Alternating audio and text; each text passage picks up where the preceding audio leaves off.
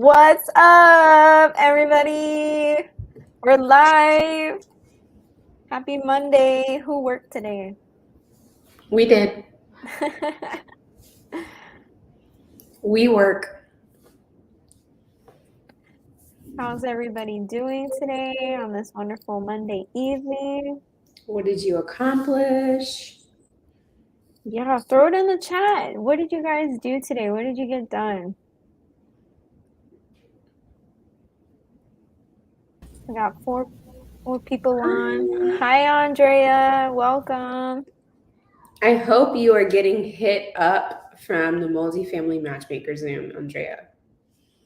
I hope you're getting connections because, oh my gosh, so much value. I know, that was a really good Zoom. It was awesome to see everybody come on and like open up their shell and get uncomfortable and put themselves out there and connect with other people. It was really awesome. And honestly, there were so many people in there that I was like, wow, like you guys have superpowers that I didn't even know about, that we could totally be helping each other and learning from each other. You know, it's not just us giving all the time. Like you guys have so much to offer too that you could bring to the table. So it was really For cool real. to hear that. Yay. First time I ever got nervous on a Zoom. Are you serious, Bo? That's awesome. Oh, you did not sound nervous at all. Not at all. You were just rolling along. I know. We got to get you on stage to talk to a bunch of people now. Look who it is. Yeah, Mr. you want to hear something funny, guys? Oh no. Oh no. So I come up, right, and I click into it, and I log in, and then I go and do something. And it's been like 2-3 minutes.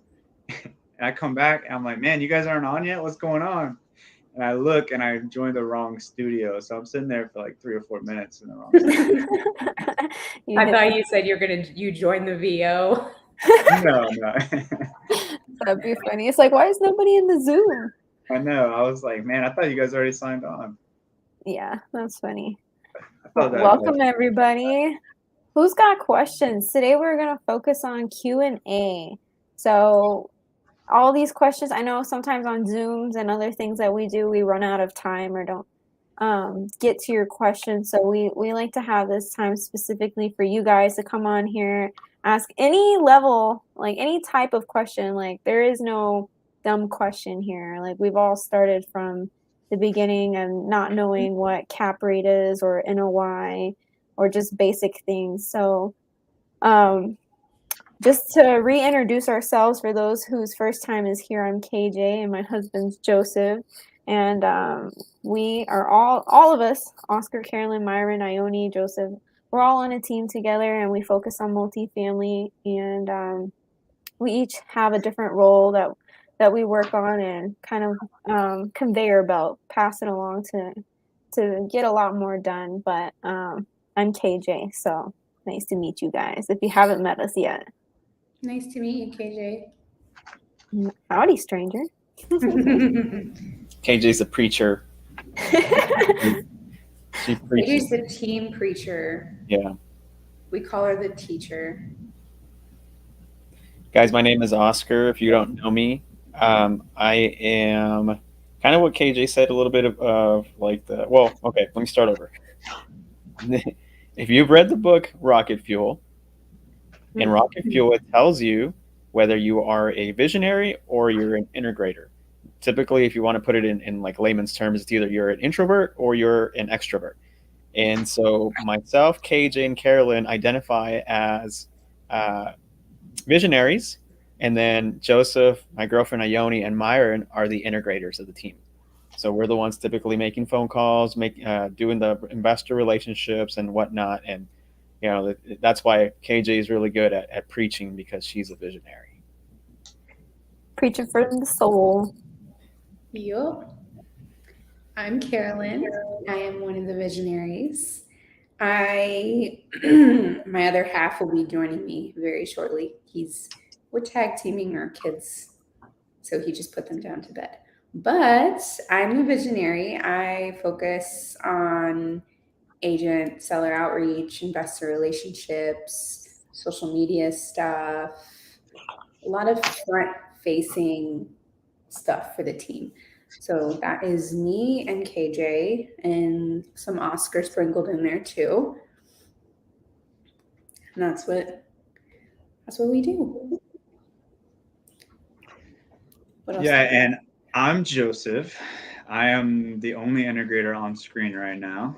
Kind of makes sense. We may have one just off screen. Yeah, exactly. They'll be showing up short time from now. But I mean, they pretty much said it all. I mean, I can handle conversations and have no problem doing it, but I'd much rather not do it. It's the honest truth. I'd rather sit behind the screens, deal with the paperwork, look at the T12s, look at the financials, look at deals. I enjoy that much more. And that's the short and sweet version. I mean, I'm sure some of you guys have heard us talk. If not, you'll definitely hear us talk some more. But that's the gist of who we are, at least who 2/3 of us are. Sweet. Who came to our multifamily matchmaker Zoom this past Friday? Who came to that? Ooh, thank you, Fires in Ginger. the chat. I know. We had a lot of people show up. And honestly, I think we're going to host another one because there's a lot of people who didn't get to make it to the multifamily matchmaker Zoom. So we're going to have to figure out how we'll plan that. And those of you asking for recordings, we ran out of storage. So we're going to have to figure out, we're going to have to pay for some storage because we have so many videos that we record and store for you guys to access that we're going to have to get that taken care of. So if you haven't seen the recording yet, we're working on fixing the storage space for that. Sweet. Thank you, Jennifer, for giving this little link here. If you're not familiar with visionary or integrator, take that test, figure it out. Awesome. Well, I see some questions in the chat. Should we start on some Q&A? Yes. Definitely. Is there a multifamily analyzer you guys recommend to buy? I feel like this is a Joseph Oscar question. Ione too, if she's there. Ione, for sure. She's Yeah, there. yeah, Oscar's it's really on the wall otherwise. Ione, come on, special guest. If she comes on right now, I'm gonna be a little upset. I've been trying to get her to come on for a while now, and if KJ said it one time and she shows up, Because she loves me. Ione loves me. It didn't work, KJ. She's gone. Dang it. She Too took rare. off. we did when the spreadsheets come out. That's what happened. All we gotta do is bring out some spreadsheets and she'll be back. So yeah, I mean, I guess I can touch up on this. We use two analyzers that we typically use in our business. There's one that we got from a smaller group, but we also use the same one that Marcel and their group use as well. That's the Michael Blank analyzer. It's pretty good in regards to they have like the analyzer has many features, and one of them is like a 2-minute offer calculation type of thing where you just input everything that you have quickly, and it'll give you like a short, sweet, and simple, is this a deal, yes or no type of thing. I recommend you look into that, the Michael Blank. And there might be a few other ones out there if anybody else wants to chime in, but I think that's a good starter one for someone out there who just wants to get their feet wet on an analyzer. I agree. That's not my lane, so I stay out of it. Now, don't get us wrong though. Like, we know the numbers. Like, I could show Carolyn, KJ, Joseph, Myron, of course, Ione and Joseph already know the numbers beforehand, but we all can look at it and we know, you get the gist of it. We know exactly what to do. So if we have a pitch deck, which we'll work on one very, very soon, then all of us would be able to articulate the gist of it.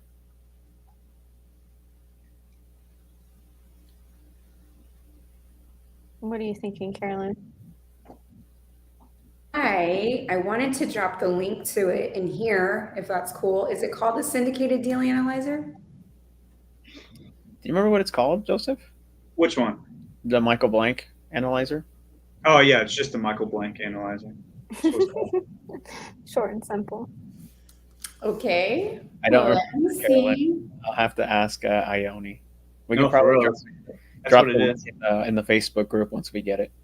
It's syndicated deal analyzer Perfect. software Love it. Thank by you. Michael Blank.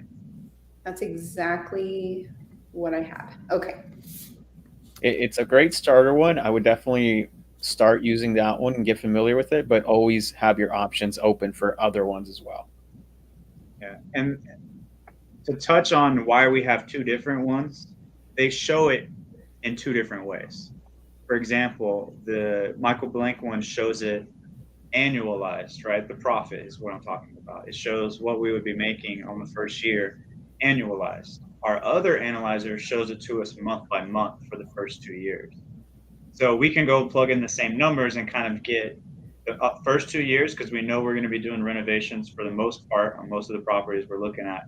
And then we can go to the Michael Blank one, throw it in that one, and see what it's going to be overall. Now, most people like seeing the profit. As long as you're making positive profit in year one, that's typically a good deal for you. But for us, we like to make sure that we're at least profitable in quarter one. That's generally Or what day we one. or day one ideally, but at least like bare minimum. That's what I mean. Cool. All right. I'm going to put the next question up here.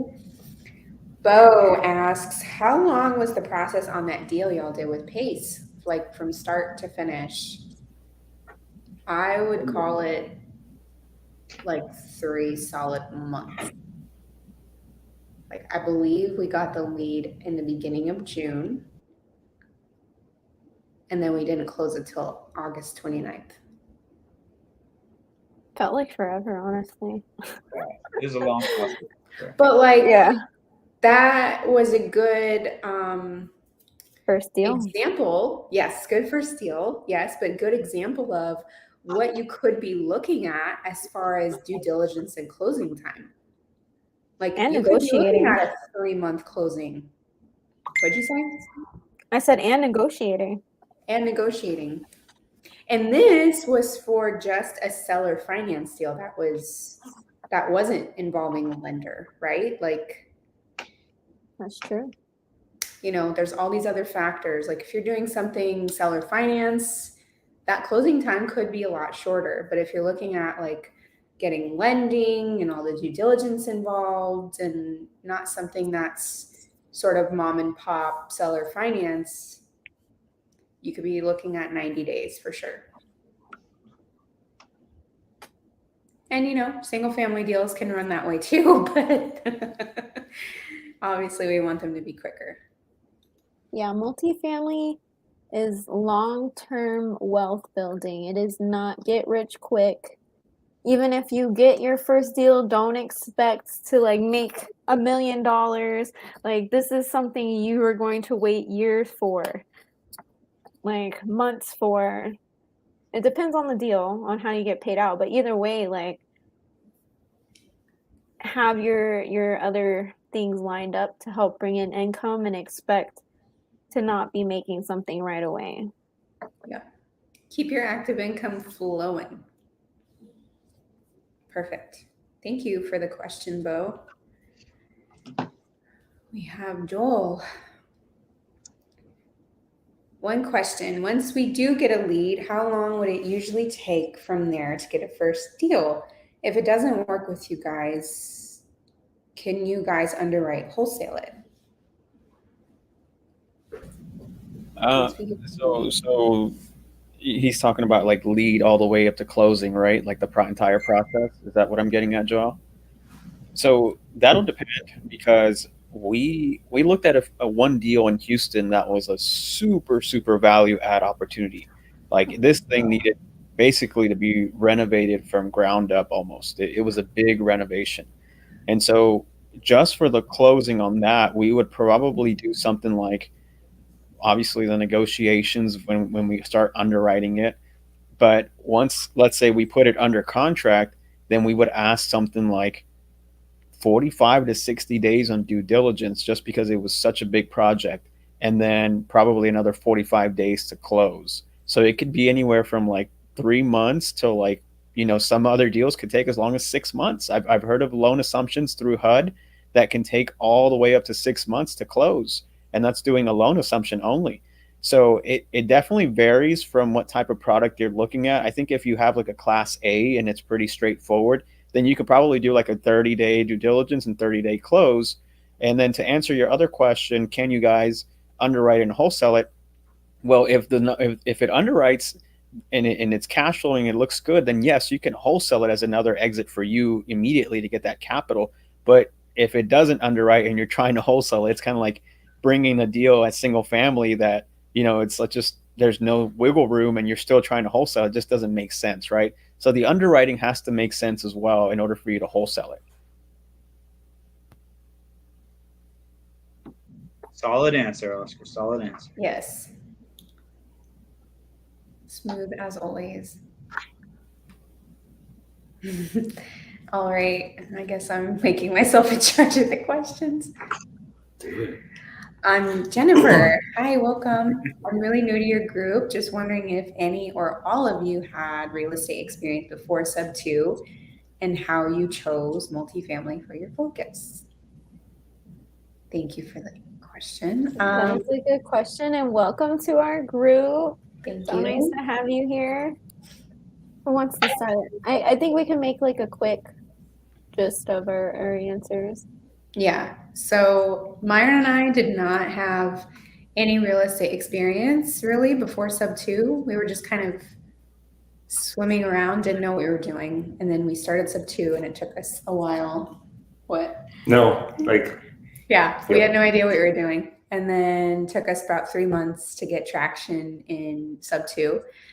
And then I'd say another 5 or 6 months later, we started hanging out with this multifamily team here. We just all kind of started thinking about we want to build long-term wealth, and we know that that's multifamily. We know that's where we wanted to end up.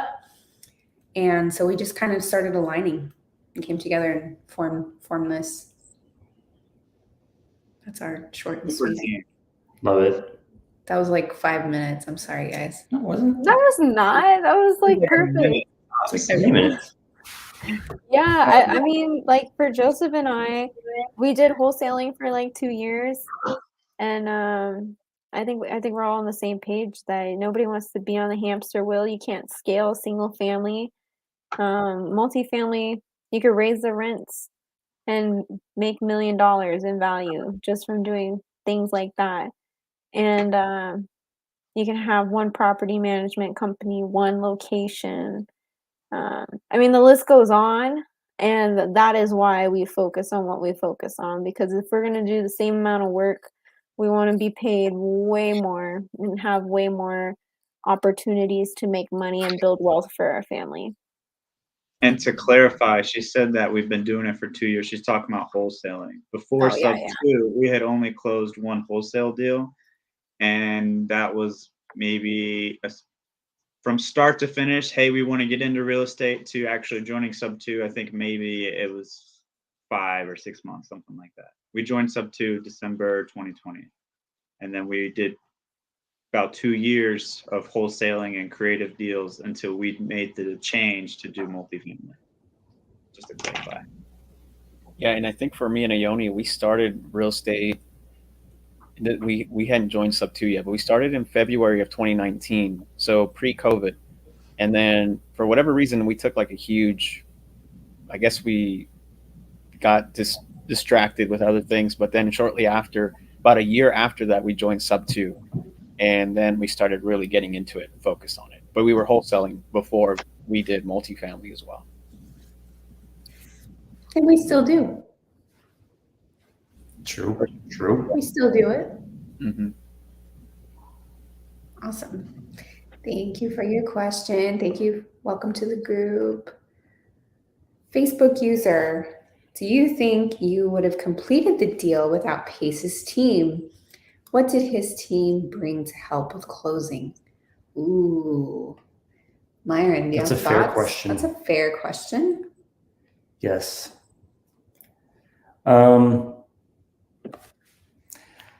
To be honest, I don't know what the political answer is, but to be honest, I think it's just it made sense to work with him.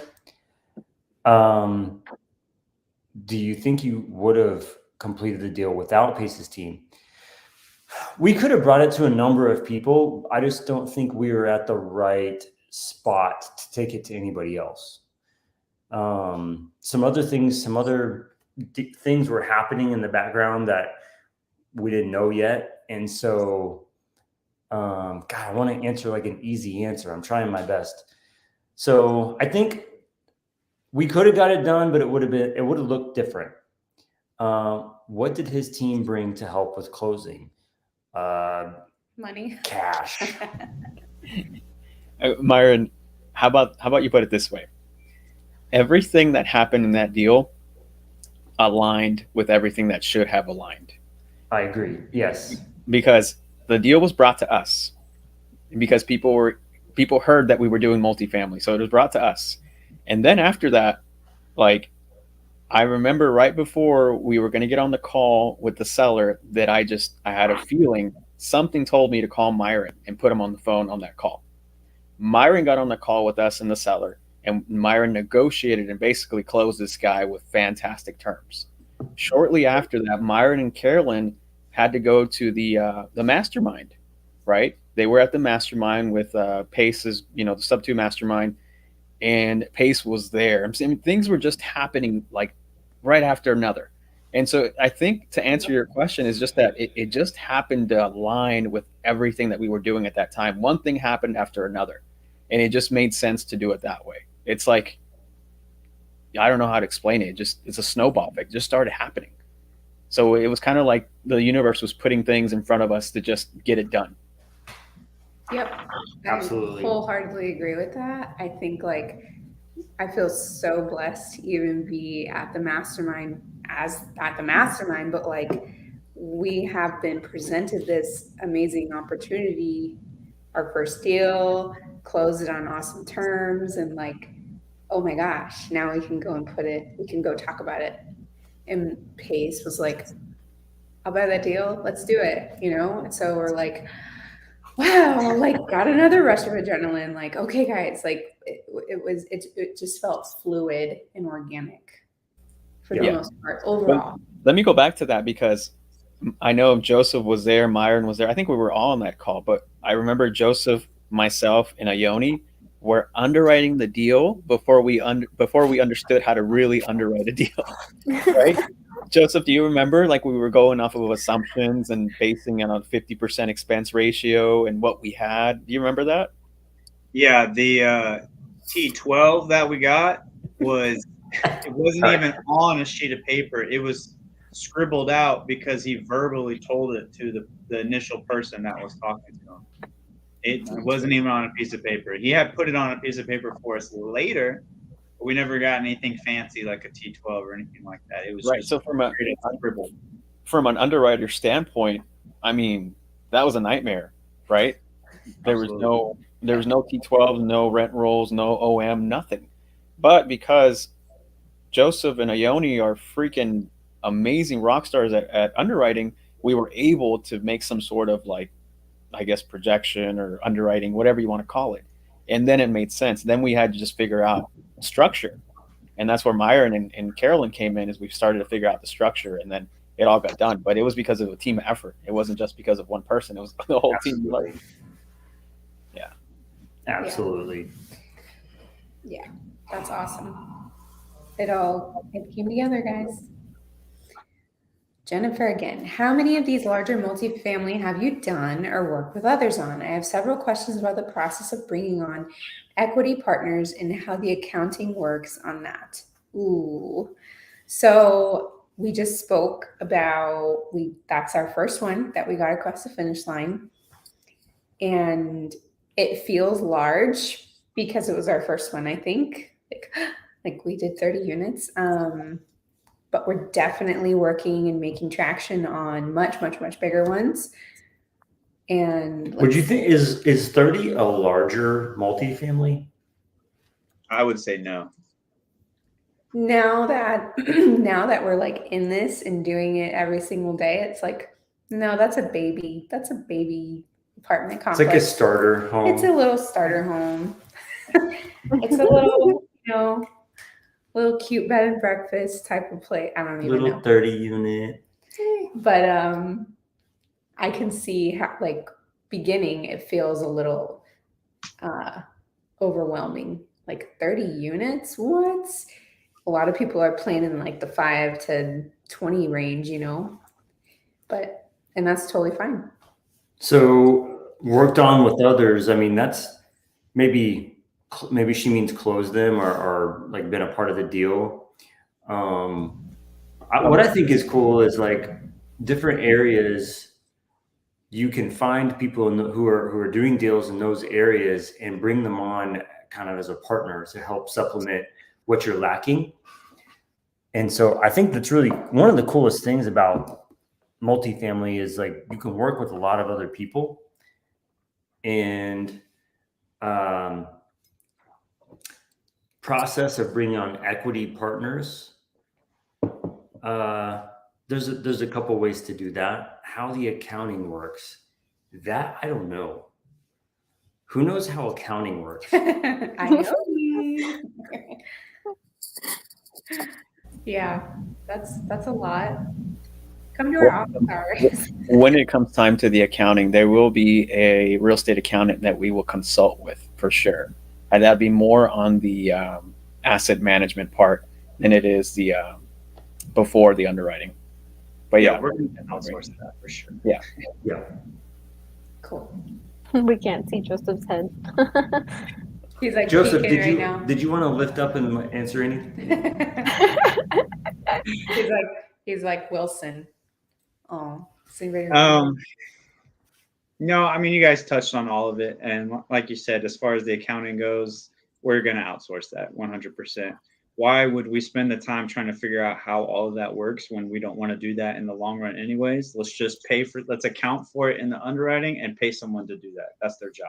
We're just going to pay them to do it. Same as paying a property management company.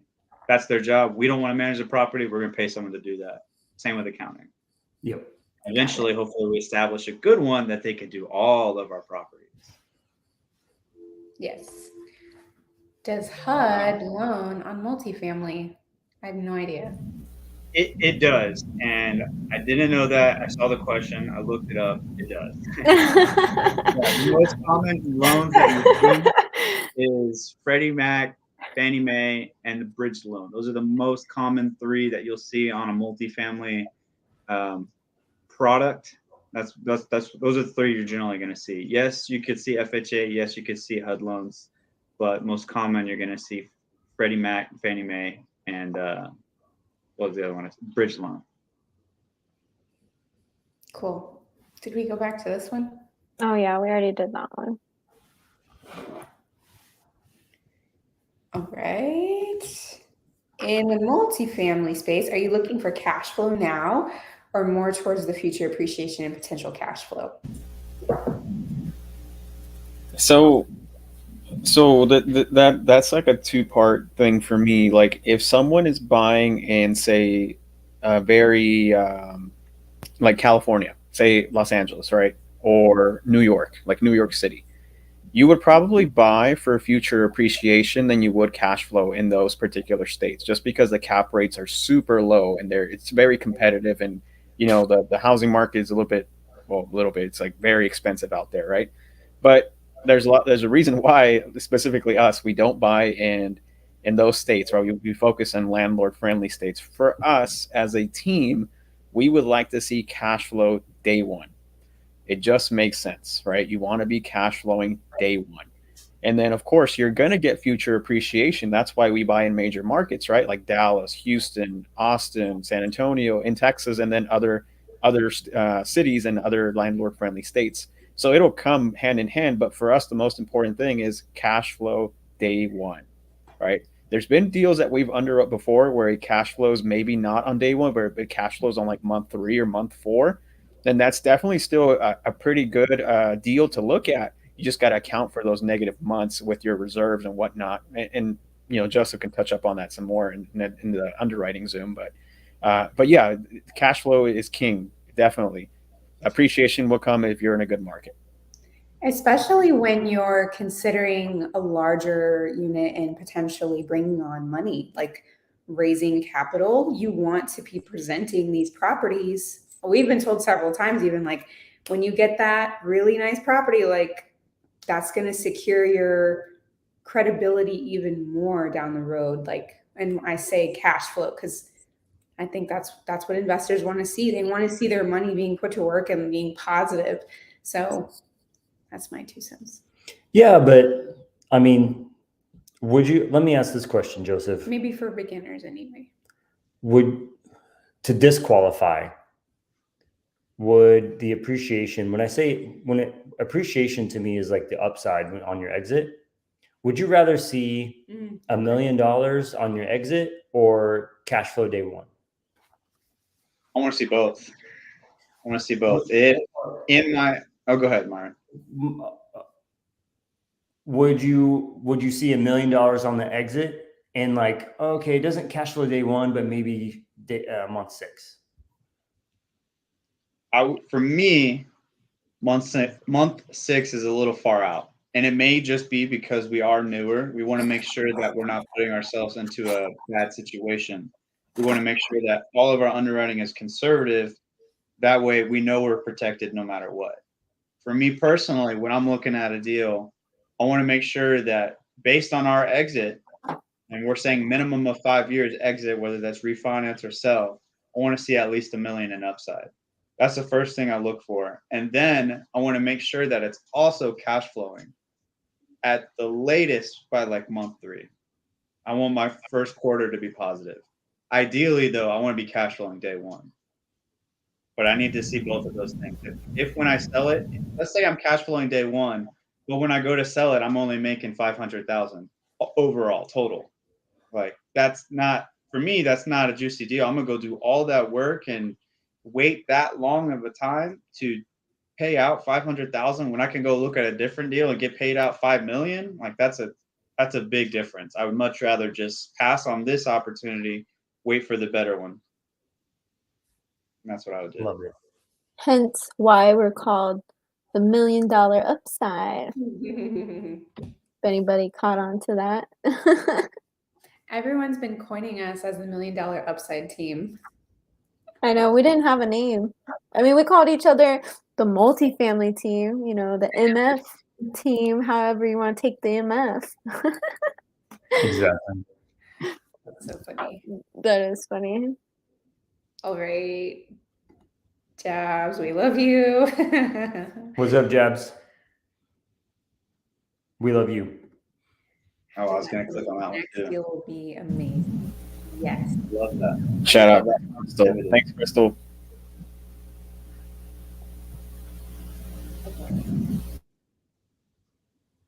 Gotcha. Yes. I feel that. I would assume you would have a 4-plex, a duplex, a farm of chickens, commercial, and 5 residential. Because maybe we can. I love chickens, so we had a chicken we'll connect just later. like that one. Yep. What was her name? Where did the chicken come from? Am I missing something? The chicken on her shoulder in the photo. Oh, I was like, I don't see the word chicken in this. Like, I was so confused. It catches our eye, I guess. I was like, oh, she has a chicken. Okay. Anyway, thank you. With the price of eggs, we should get our own chickens. What a mom thing to say. That's how you know you're an adult. They're like 4 times what we used to pay. I'm like, sheesh around. That's so funny. Need me a pet chicken. See, guys, we're just like you guys. We still complain about the prices of eggs. I want to touch back on both of these, right? Because I see both Jennifer and Tiffany said that 30 units is big for them. And that's okay, right? 30 units was big for us too when we first started, but getting into this space has changed our mindset, and the way we look at these deals, right, is totally different. And looking at a 100 unit and looking at a 500 unit, there's really not that much difference other than, you know, your potential to make money is much better. That's the way we see it, right? Because you're still going to hire one property management company to run the whole thing and just oversee it, right? The bigger the number of units, the less risk there is involved in it, because you're going to have a lot more tenants. And if one leaves, let's say you have a 30 unit, right? And one tenant, 5 tenants leave, right? That's 1/6 of your rental income that you just lost. Now let's compare it. Let's say you have 100 unit and 5 people leave. That's only 5%. That's what 1/20th of your rental income, and it's less risky to have a bigger one, right? It's a bigger number. It sounds super scary, but it's much less risky. It's more stable because you have more opportunities to put people in there. So, and we're not saying it's bad that if you're going for smaller units, that's totally fine. We're just saying our niche, what we're specifically looking for, is these bigger, larger ones. Amazing. Thank you. Go for it, Joseph. What'd you say? I said, go for it, Joseph. Oh, okay. Are all of you equal partners on your deal and future deals? Do you have an LLC which shows all partners? So yes, the 6 of us split everything equally. It's 3 couples, so it just gets split 3 ways. The way we started, right, is we just all were aligned with values. We vibed very well with each other. We all had the same goal. We wanted to learn more about multifamily and figure out how to do it. So we just hopped on Zooms together and just started tackling it together, figuring out how to do it, learning as we're going. And eventually we grew and evolved into what we are now, which is this team. We do not currently have an LLC with just the 6 of us, but that is in the works. We are going to be doing that pretty soon. We just haven't had to yet, so there was no point to do it just right away. But we are definitely going to do that. Moving forward, we will have an LLC with the 6 of us. That way we could just put everything under that LLC. But early on, you don't need to do that, is what I'm saying. You guys, I realized that I thought I did, but I didn't make my Facebook video public. So there was tons of questions on my Facebook that just now popped up. So That's let's okay. go back a little bit. We can go Okay. through. Hold on. I'll help you guys. When we submit deals to you guys, do you also need an analyzer or just the financial docs? Oh, that's so nice of you. We just need the financial docs. We have our own. So don't get me wrong, Andrea. If you have an analyzer and you've done the underwriting, that would be very appreciative as well, because that saves our underwriters so much time that we can just go over your underwriting and tell you exactly, you know, what you should adjust or what you should not adjust based on the financials. It is definitely a bonus. Here's what separates a good broker from an average broker. Yep. I've had a broker who sent me a deal in Dallas not too long ago. And instead of just sending me the T12, the rent roll, and the OM, they also sent me their underwriting. And they sent me in a spreadsheet.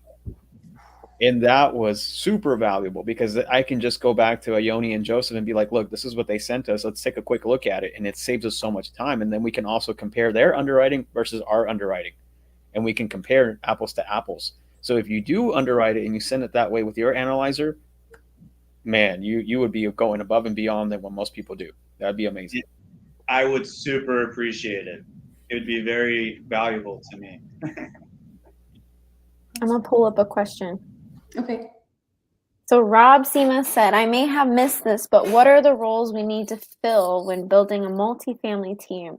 I feel like we need to make a Zoom just on this topic, because the amount of times we get asked this question and people say, can we hop on a Zoom with you guys and learn how you guys are doing it? Or can we pick your brain and figure out how to do this?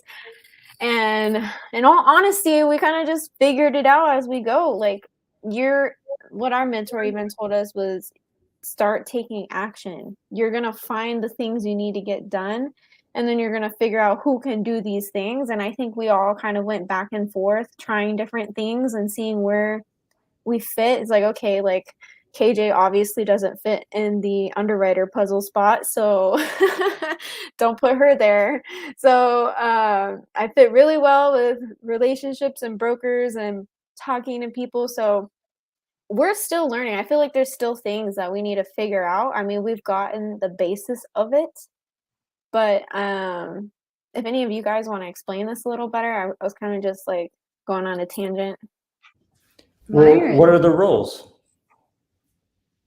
We can all discuss our roles. what are the roles? So we have our own, let me just give like a little 30-second rundown. We have our own like pipeline, and me and KJ are at the front. We are the initial contact, the outreach, the lead generation, the relationships, networking, everything like that. And then it goes to the middle to our underwriters, Joseph and Ione. And then the kind of meshes between the middle and the very last compartment of this is Myron and Oscar, or Oscar Myron. We'll have to talk about that. Okay. I said that, not me. Hey, it was a good one though. Not gonna lie, it was a good one. Yeah, that was on the podcast actually. So then it goes to Myron and Oscar, and they focus on deal structure and also raising private capital. We all kind of focus on raising private capital. That's where Myron and Oscar come in. I think I've missed Joseph and Ione in asset management though. Yep. Asset management. I mean, that's one of the biggest things. Like we're gonna have. I mean, that's the whole thing. Like we're gonna go get a complex that's not managed very well and manage it the right way. If we aren't great at management, we're going to be in that boat that it was already in. So, so can you break it down? Just like the roles, like what are they? KJ and myself are agent outreach and raising private capital and investor relationships. Joseph and Ione are the underwriters and asset management and raising private capital. And Myron and Oscar are the raising private capital deal structure duo. Yeah. Cool. I also do lender relationships too. Oh yeah, that's what we were missing. So we all kind of, I feel like each role kind of complements, like the asset management and the underwriting go really well. And I think investor relationships, capital raising, deal sourcing, talking to brokers, that kind of meshes well. And then they kind of coincide with what Myron and Oscar do, because they do need to understand underwriting, but they also like help get creative and coming up with like, how are we going to structure this? And so I feel like we all kind of intertwine together, but you still have your own little lane that you focus on being really good at and bringing to the table. So, and every role that we have, like there's a point where it takes like X amount of time for what your role is supposed to do. So like the broker outreach takes time, and then it gets to the next people. The underwriters is probably where it takes the most time, especially if you're new, right? Because you have to figure out how to underwrite it, put it in a spreadsheet, and analyze it, deep dive.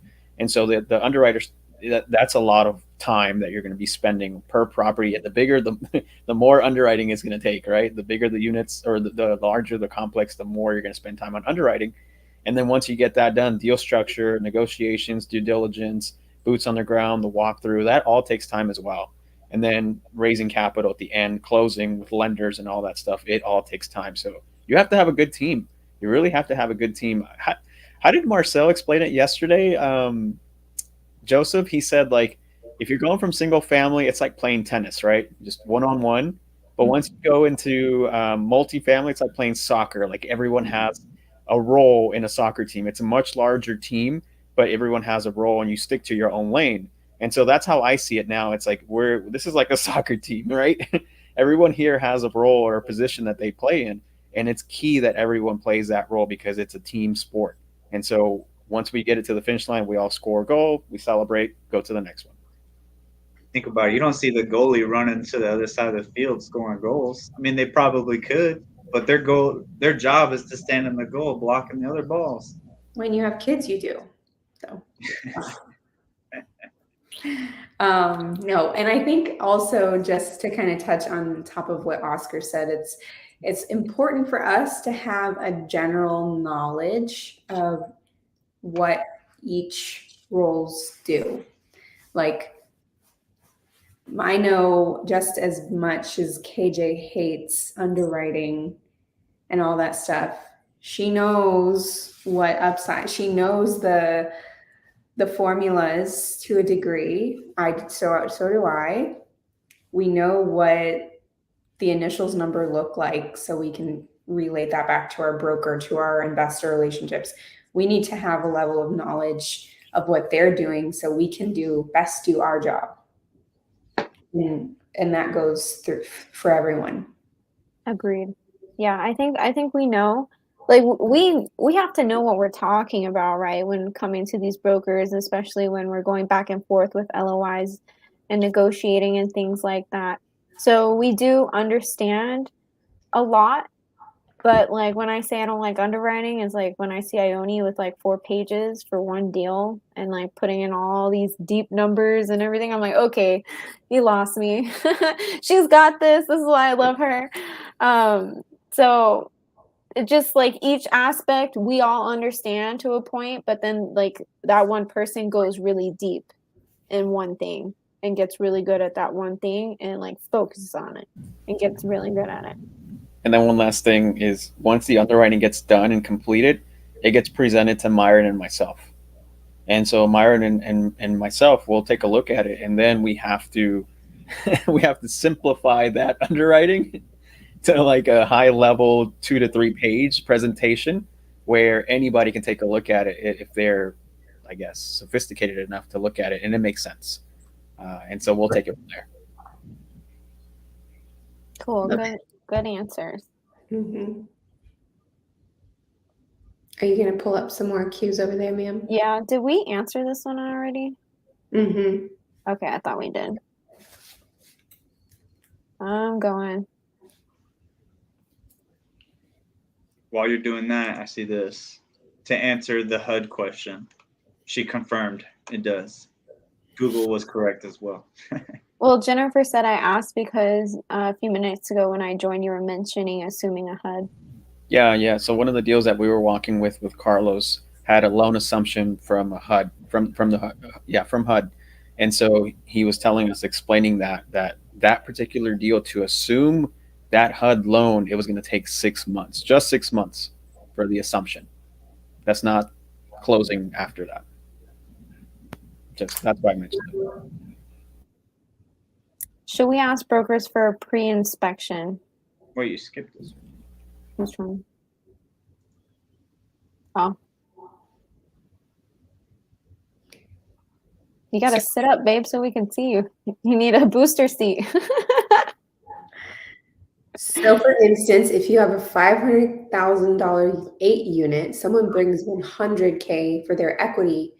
How long is their $100K tied up until refied?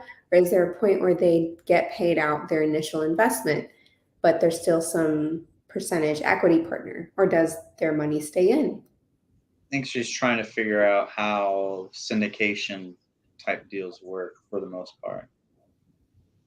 So the short and sweet answer is it's all up to negotiations, right? It's however you underwrite the deal, however you structure it. That's how it goes. That's how it gets laid out. So there's a bunch of different ways that you can structure it out. Let me read the question again. So for their 100K, right? You could either keep that on, right? And they could keep their portion of the deal and they never get their 100K out. They earn their equity, or you could refinance them out and then they're out of the deal and now you retain 100% equity. It's whatever you want to do, however you want to structure things. I've seen it done both ways. You could also say, this is what my offer is. Like for 100K, this is what you get. You can stay in there, or, it's depending on the deal. So it's just, how do you want to make your offer to that private money lender or equity partner, or whatever it is? So how enticing do you want it to be? Cool. Oof, I'd like to answer this one. Joelle asked, should we ask brokers for a pre-inspection? If you've got great rapport with a broker and you've got a great relationship with them, it is a fair question to ask, 100%. And we did this on that deal in East Texas, Myron and I. You okay, Joseph? Yeah, Piper's in here. She let one loose. That dog right there, she lets out the nastiest farts ever, y'all. She's been killing me today too. I'm glad she's in your office. Yeah, ha ha ha. Anyways. Wow, guys. Sorry, I mean, I wasn't gonna bring it up. No, you're good. So should we ask our brokers for a pre-inspection? If you can, bro, go do it.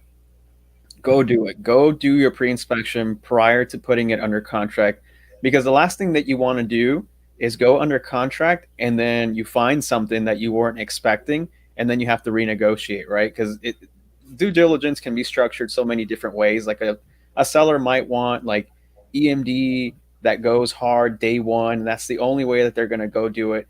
And if you put it under contract and you have EMD that's hard day one and you find something that needs to be repaired or whatever, now you have to adjust, you have to go negotiate, you have to go like whatever, right? Just if you can do that beforehand and go check out the property, perfect, go do that. Because that's what me and Myron did in East Texas. We had the opportunity to go inspect the property before we put it under contract, and they encouraged us to go do that. They were the ones who told us, maybe you want to go check it out before you put in another LOI, before it gets accepted.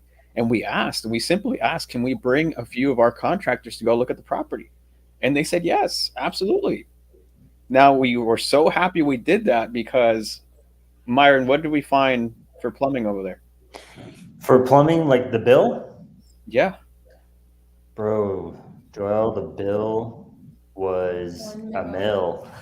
It was $1 million worth of plumbing repair. And Joseph, what did we calculate, Joseph, for CapEx before we saw that? If I remember right, we were between 700,000 and 800,000 total, like including all renovations to everything, including the plumbing. So on top.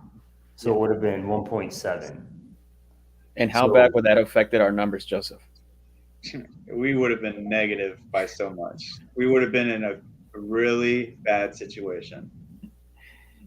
So yes, Joel, if you can get a pre-inspection, even if it's like a day just to go walk the property like in detail, maybe you can bring a contractor, like a general contractor with you or someone that just knows construction, bro, go do it. Go do it. It'll help you out so much.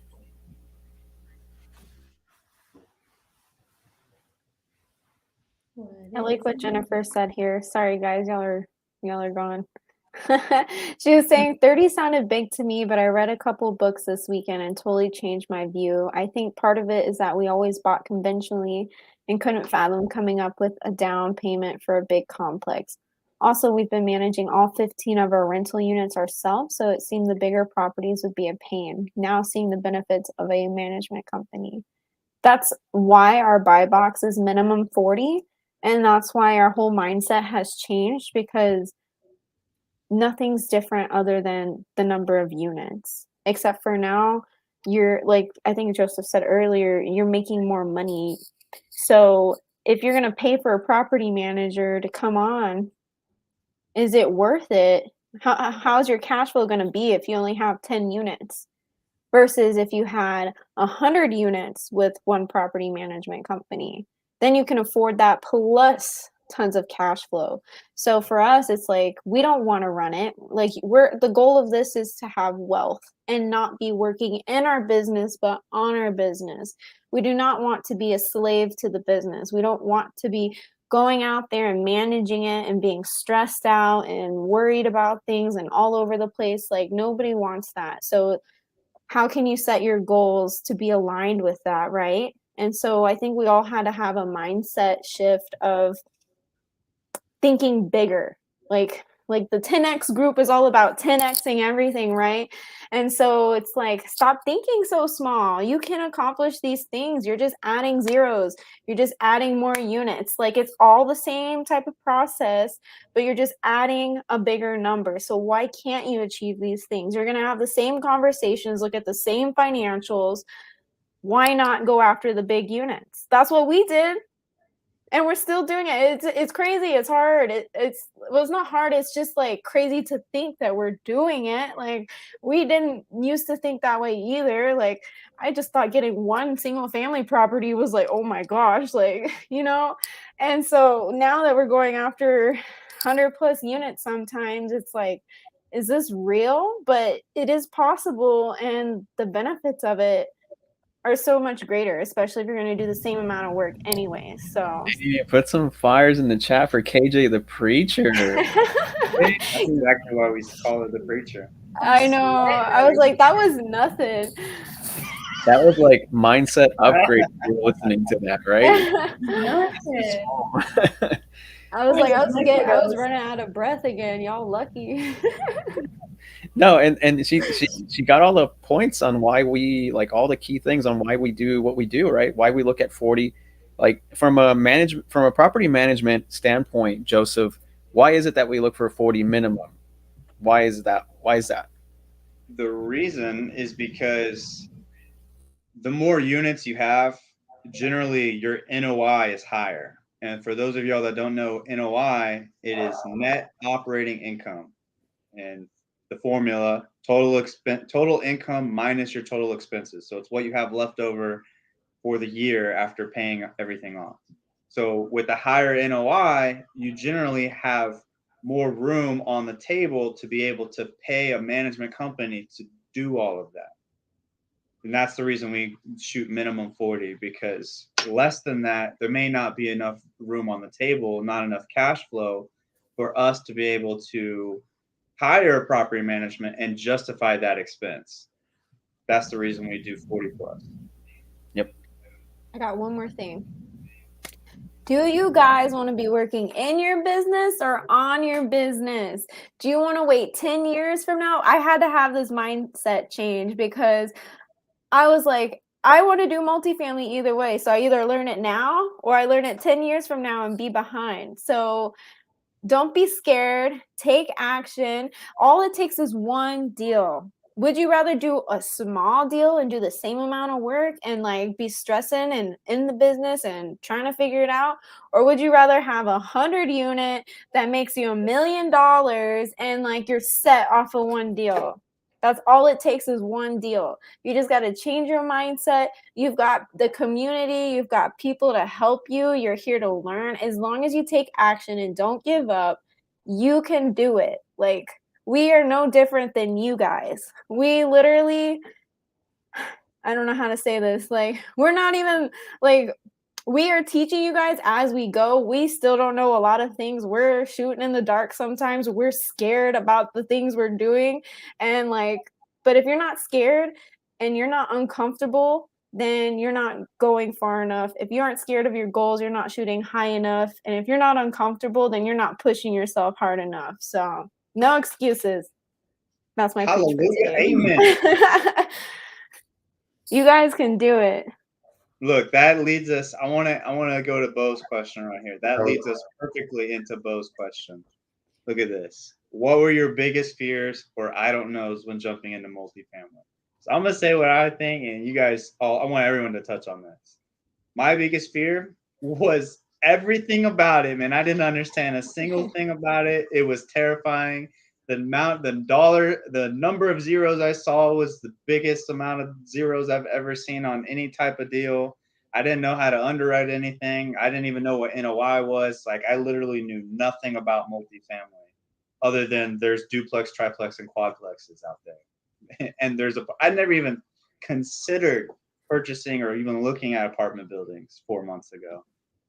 So my biggest fears was every single thing about it, man. That's my honest answer. Every single thing about it. Oscar. Okay. I think my biggest fear is a little bit different. Sure, it was everything like Joseph said, like it was intimidating, but I think more or less it was because the people that I was working with, my biggest fear was letting them down. That was my biggest fear. And so I knew that that one deal that we first started working on in Dallas, 24 unit deal multifamily, if we were to close that deal, that was going to change everyone's lives in that deal. And if I could not perform or make it happen for them, then that was my biggest fear is like, man, like I can change someone's life, but what if I don't perform, then I don't get to do that. So that was my biggest driving force is I've got to learn this so that whenever we start doing these deals, whoever I'm partnering up with, I can bring value and we can change each other's lives. That was my biggest thing. And that's why this whole team that we have right now, like if we already did 30 units, our lives are already changed because of that 30 unit deal. But if we do another one, say the one that we're looking at, like there's 40 units that we're looking at in Tennessee, and then there's like 70 something we're looking at in West Texas right now. That'll put us over 100 units before the end of the year. How much will our lives change with those deals in our portfolio? But the biggest fear is not being able to do that. And that's my biggest fear. That's what drives me every day is like, let's get this done so we can change our lives. Love it. Amazing. KJ? I also want to say that those of you who've got a 9 to 5, we've got a whole nother group just like us who are doing underwriting Zooms on Sunday. Marcel, Trevor, Charles, Victor, I'll connect you with them. You can, how do I say this nicely? Everybody can find an excuse for everything, okay?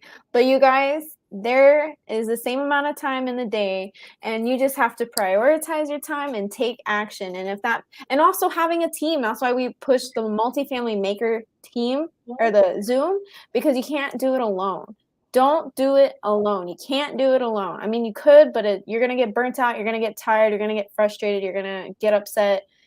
You're going to have a hard time. I could not do it alone without this amazing team. Like, props to them. I love them to death. And we want to help you find your team, especially if you have a 9 to 5.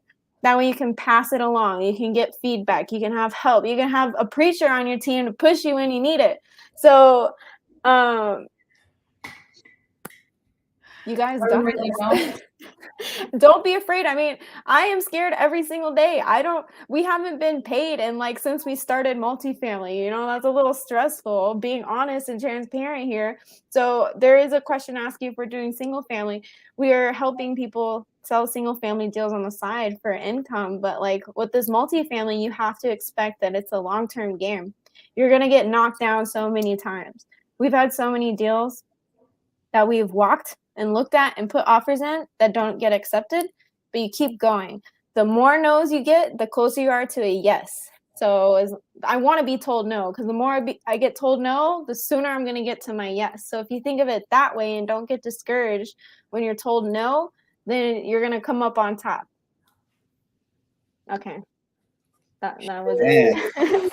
Preaching like that in your day, babe. I know. I should have went first. I know, right? My bad. KJ, you can host it yourself, and I'll just. I know. It's funny because I was like, man, Myron sounds crispy, and then I'm like, oh, it's the mic. I was like, he sounds real crispy, real smooth. Wait, did I use that word right? Yes. Yeah. Okay. I didn't want it to be in a negative way. It was like a positive way, but I have used that word. Okay. Just a heads up, guys, just to let y'all know, we have someone coming to pick up that couch in like 10 minutes. So I don't know if they're actually coming, so don't worry about it. If we pop off, that's what happened, just so y'all know. Don't pop off. Okay, go ahead, Myron. What's yours? Losing our ass on a deal. What about an I don't know? I don't know. It's more the fear of, I don't know when I'm going to get paid. I don't know when we're actually going to get a deal. I don't know how to do this. I don't know that I want to do this. It's all those types of questions when it was for me. But I mean, it's still single family in perspective. You still have to repeat the same type of process, just on a bigger level. more involved level.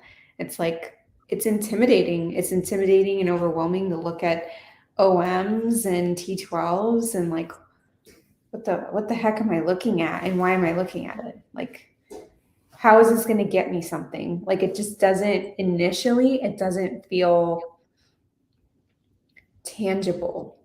Like, how does me going through this equate to me? Like, there's so many steps in the process. And if you are by yourself or you don't have a team formulated to take that like pressure, like neutralize that pressure, it gets overwhelming. Like, I don't want to do this alone. I don't want to be taking all these steps. And that's why having our team comes in. It's great. Yeah. For me, I think it's just like a resounding at what everybody else said, but it's like, remember the first time you all saw a T12? Like, what the heck? Yeah. I didn't And know what I was looking at. I Right, still say same. that. Yeah, I was about to say I still feel that way. It's really like, Bo, it's like, how are we gonna put this together? And I think the biggest shift for me was like, oh, well, I'm not doing this alone. And I can rely on other people. And I can be honest with these other people. I can, like, you start growing into a family, into like a niche that you can call up and say, what's going on? You know, and the biggest I don't know was, honestly, I didn't really have much fear. I mean, like talking to brokers, I'm just like, well, I don't really want to do that. But it's like, if it came down to it, like if Joseph and Oscar and KJ and Aoni and Carolyn just said, Myron, you were calling 30 brokers today, or Oh, it take up all day. you're kicked off the team. Okay, done. Okay, let's go. So, like, really, the fear isn't there. It's more like, we need to figure out how the hell we're going to do this. Like, that goal is in my heart. That goal is like living there. I feel it. So the fear is almost like, no, it's not really a fear. It's like, we're doing this, just I don't know how to do it yet. So really, Bo, we all know, I think we all know you pretty well, not pretty well, but decently here. And you have a great attitude. And I think you start talking to people and making connections. You just jump in. You just jump in and try. Raising money is a little bit of a fear. Just, we want to do it the right way and make our partners happy, you know. But yeah, that's all I got on that one. Mm-hmm. That was good, Myron. Boom. Thanks. KJ, are you controlling it? Oh, I was, yeah. I think she was scrolling, but do y'all still do single family deals? Yes, we do. What do you got, Adrian? Yeah, send them our way. I think Adrian, where's Adrian at? Is he in Atlanta? I think he's East Coast somewhere. Yeah, I think he's in the DMV area. Yeah. Oh, yeah. Yeah, that's right. Look, I think Jennifer's talking about. She said, "You smell bad." Oh, wait, there's another one. The little dogs, man, I'm telling you, the little ones are bad. Deadly. It's just like it's concentrated, you know, in their small bodies. It's rough. That's funny. How is the market with multifamily now? Jamil and Pace were saying there are so many very motivated sellers at the moment and many going bankrupt. Have you guys run into multifamily foreclosures? Foreclosure specific for us, I don't think that we have, but we're also not necessarily targeting that. Our main source of deal flow for multifamily is by direct outreach to brokers, not to sellers. We do have, Myron, working in that space. We're doing like a REI reply campaign with sellers, direct to sellers. But the most part, we are doing with brokers, and we had to stop calling brokers. KJ and Carolyn can talk about this a little bit, but we had to stop calling them because we had so much influx of deals coming in. We're getting overwhelmed. And if you guys want to touch on that a little bit more. I think what Jamil and Pace are saying is pretty spot on from what we're seeing on the market. It is now officially shifted to a buyer's market, in the sense that there's it's not like pre-COVID or during COVID where they were getting ridiculous amounts of offers and over their asking price.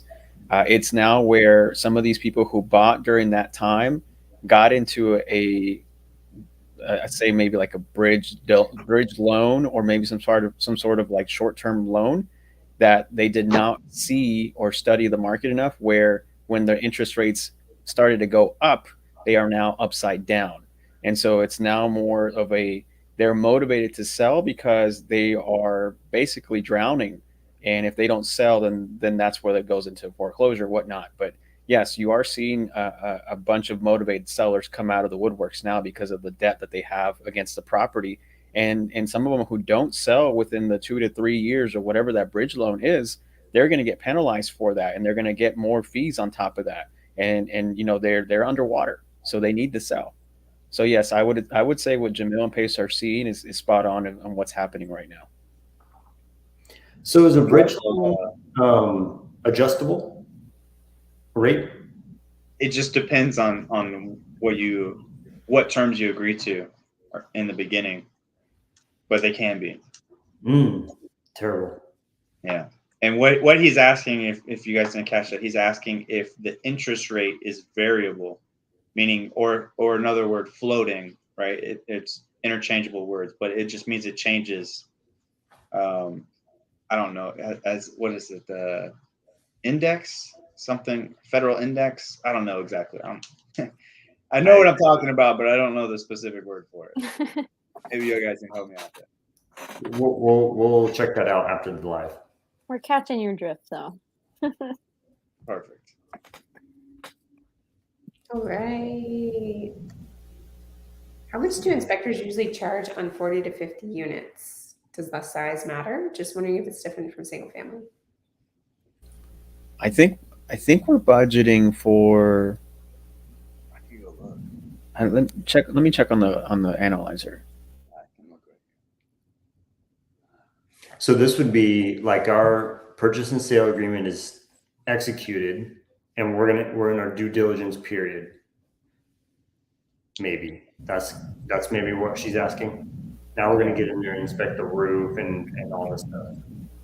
I know we typically budget for appraisal, survey, and I think there's something else, but anywhere from 1,000 to like 3,000, in between that range. I think that's what we budget for all that during the due diligence and lending part, because the lenders will require for you to get that stuff as well.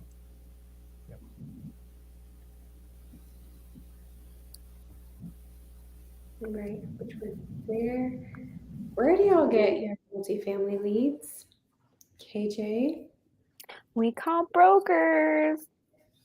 Honestly, guys, like, I see so many people posting on Facebook, and I don't want to message them because it's so daisy chained. You never know who you are talking to, like who is actually in control of the deal, and everybody will lie to you. Well, most people. So that's why we go to brokers, because they have the deal, and most times they get compensated from the seller. So then we don't have to pay any fees, and we're direct. We don't have to go down the line of figuring out who is direct to broker or seller. Not saying that there isn't opportunity out there definitely is, but just make sure that you're vetting who you're talking to make sure, that say, hey, can I get on the phone with the seller or the broker? And they'll show their cards right away. If they say, oh, you can talk, let me get someone else on the phone who will get the broker on the phone, and just make sure you're vetting people. I think the best way to get leads, especially if you want to bring leads to us, would be to call brokers. I think that's the best way to get some leads. I agree wholeheartedly. One more thing, Adrian. If you have a direct to seller lead, I'd love to talk to you about that. Or if any of you people have a direct to seller lead, we'd love to talk to you, because that's what we do. We structure deals to make them work. And what KJ is saying is, don't put the 3% on there, y'all. Let's work it together. You know, let's figure something out. But yeah, be direct and come talk to us. Love it. For example, the broker that we've made good relationships with, we're paying them 0.5% and 1%, and they're okay with that. That's a great deal for them, right? So 3% is just totally ridiculous. It doesn't make sense. For sure. That's how we weed out what deals we look at or not. If it has 3%, we won't look at it unless they're willing to negotiate. Love it. Do you have any questions over there, lady? Thanks, Bo.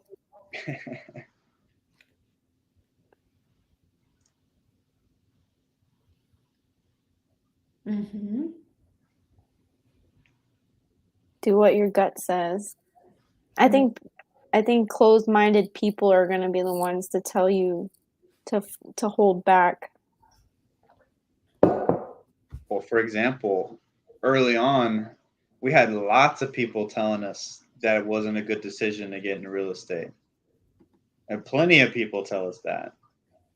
And I'm glad we did not listen to them. I'm sure that you guys probably had some people like that in y'all's lives too. And we would have regretted so much if we listened to them. You got to make decisions for yourself, right? Whatever that means to you, whatever your heart is telling you to do, your gut's telling you to do, go with it, man. That's the only way you're not going to regret your decision. Amazing. Jennifer says, I went to an REI club meeting on Thursday. Someone recommended a book to me. I read it and 2 others, The Wealthy Code by George Antone. Speak up a little bit. I didn't think I could get it from Amazon in time for camp, but found it as a free PDF and downloaded it to my iPad Kindle app and read it this weekend. I'm 53 and it totally changed my mindset. That's incredible. Interesting. Okay, maybe looking it up. What else? The Wealthy Code. Let me click that off so we can see. See Oh, Joseph. there I am. No more long questions. Just kidding. I'm just kidding. Now he is kidding. Man, KJ, you're getting some shout outs. Maybe you should join up with Carolyn, do the mindset coaching. I told Joseph I feel called to be a preacher. I just don't know what kind of preacher yet. Multifamily teacher. I like this comment from Samuel. Thank you guys so much for being vulnerable and providing so much value. Hoping to find a team like yours. That means a lot. Join the next multifamily matchmakers. Yeah. It's like match.com, but multifamilymatch.com, you know? Tinder for real estate. Yep. Love it. Yeah, that's a good idea. Don't steal it, guys. If you haven't got a first deal in wholesaling single family, is it still okay to focus on broker outreach for multifamily for the first deal? Sure. Yes. That'd be awesome. So forget wholesaling. My first deal was closing 100 unit. Boom. Yeah, it's definitely possible. Here's the thing. It is possible, but it is harder than just single family. It's a longer process. It's a little bit more involved. There's a lot of more moving parts. So if you don't mind that, absolutely go for it. But if you want something that's a little bit easier, then maybe single family might be a good option. But again, it's the same thing. You got to go with what your heart tells you. And you could also invest in somebody's multifamily deal. That will get you some income coming in. That will get you some experience. That will get your foot in the door to figure out if that's what you actually want to do. There's a lot of options. There's never just one option. That's all I'm saying.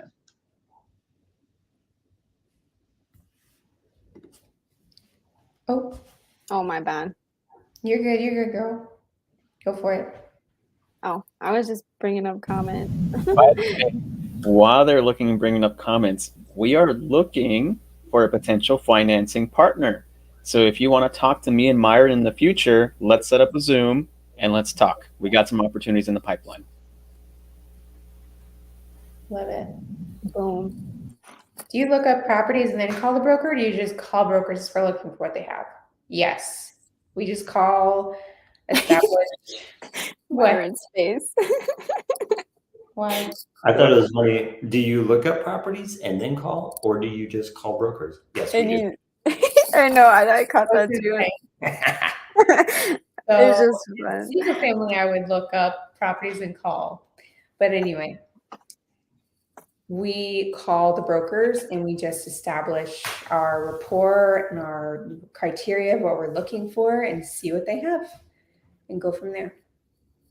Yeah, you just like, I'm not gonna say what they do because they do what they do, but like just go on LoopNet and see what's like. That's an active broker. You want to talk to active people who are doing deals. You don't call about that specific deal. You just call them and start talking to them. Tell them what you're looking for. I'm like not even like on the field. So. That's funny. But yeah, just either way, just start talking to brokers, Jennifer. Amazing. Tell them about all your chickens. Yeah, I bet they would love that. Look, Myron, I think he's talking about direct to seller. Ooh, bring them. I'm messaging you right now. If we bring deals to you, are you wanting to buy them from us or keep us on as a partner? Depends on the deal. I would say yes to all. It 100% just depends on the deal. If we could structure it in a way that makes sense to bring you on as a partner, absolutely, we'll figure out some way to do that. More than likely, though, what would end up happening is we would buy it and either pay out a fee. That's the easiest solution for us, but it's totally dependent on the deal. It really just depends on the deal. That's the honest answer. For example, Marcel brought us a deal that he needed help getting to the finish line and kind of structuring it out. And we're working that deal together because it makes sense for us to work that deal together. He's going to be boots on the ground for us because we don't live in Tennessee, but he does. Awesome. Okay. What other questions do we got? Did you have any other questions over there, KJ? I'm looking. Okay. So, someone said, how much money? How much money are we looking for? Schedule Lots of money. a Zoom with Myron and myself, and let's talk about it. Yeah, we We'll don't want take to talk as about it much- on the live, but We'll take as much money as you give. KJ? There is no limit. This Whatever is why you're hired to I'm hire. in charge of that department. I'm not in charge, but I'll take your money. No, just kidding. We can pull this comment up. I'm currently under contract on a 12 unit that came from me responding to a Facebook marketplace ad where the selling was advertising a vacant unit. Responded expressing interest in purchasing the building rather than renting. Hard landlord deals are out there. I love that. Wait, I love that. That's awesome. I think we got through all the questions. Yeah, I have a meeting I have to hop on to right now. This late? Yeah, with Julian. Oh, okay. Well, shoot. Any other questions, guys? Speak now, forever hold your peace. Myron, can you put the link for people to do a meeting with us in the chat?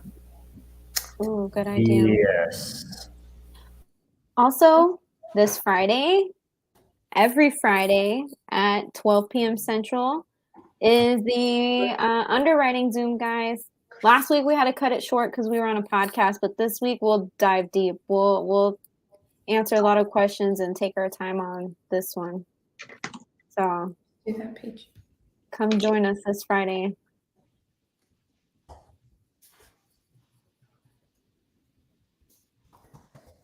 Thank you, Bo. You're amazing. Bo's a great person to partner with. Y'all should reach out to him. He's got good energy. 100%.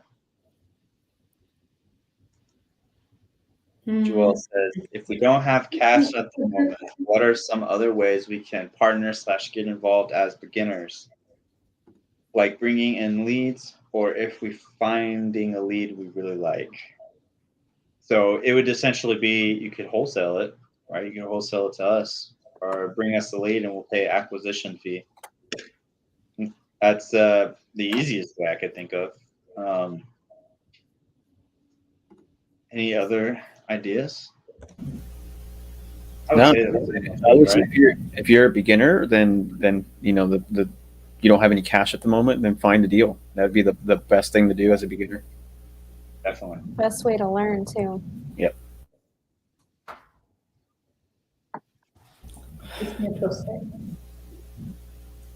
Thank you, Adrian.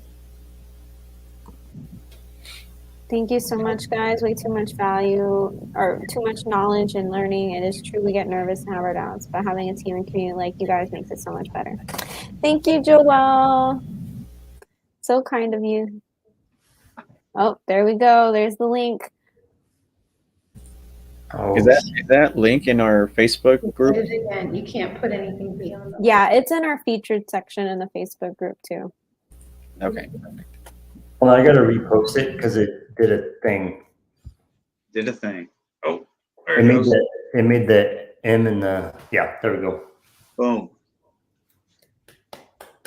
Thank you. Click on that link, copy it, and schedule a time where me and Myron can talk to you, and let's talk about opportunities, partnerships.